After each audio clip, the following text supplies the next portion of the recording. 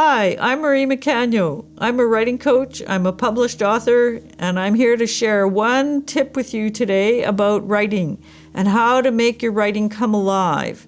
It's through writing from the senses. You can write your first draft, and it can have all the bare bones that you need.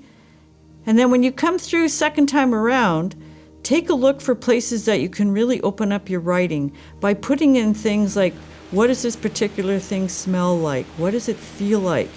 What does that rain feel like on your skin? What do those wet clothes feel like as you're walking through the forest? What does the forest smell like?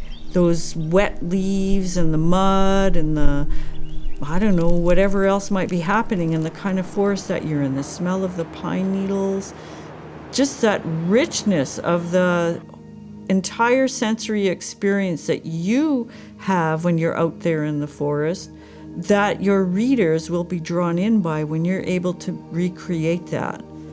When I was writing my book about walking the Camino, it's a day-by-day journey, and I was walking in the springtime.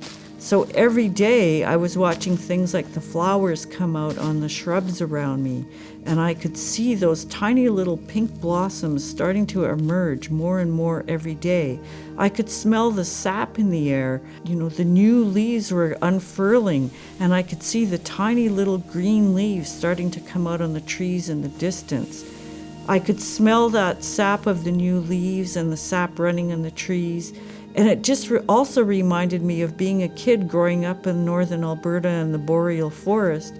Then I could be off on a memory, remembering what it was like to be a child by a small stream where the pickerel were running and doing their spawning season. So I could, all of these things started coming back to me, and I was able to recreate those experiences in my writing through that anchored in the senses experience. It doesn't really matter if you focus on any one sense, but it's important to try and include as many as possible. What kind of sounds do you hear? Are there people talking in the background? Are there birds singing? Is there traffic humming nearby? Are there loud trucks roaring by, diesel engines roaring? Just put in all those details, and it'll make the writing so much richer and so much engaging for the people that you're hoping to reach with whatever it is that you're writing about. So if there's any one thing that will really serve you in their writing, it's that writing from the senses. So hopefully that's been helpful for you. If you try it out and want to share this with your friends, then feel free to share this video. And if you have any comments, I'd love to hear them. Thanks a lot.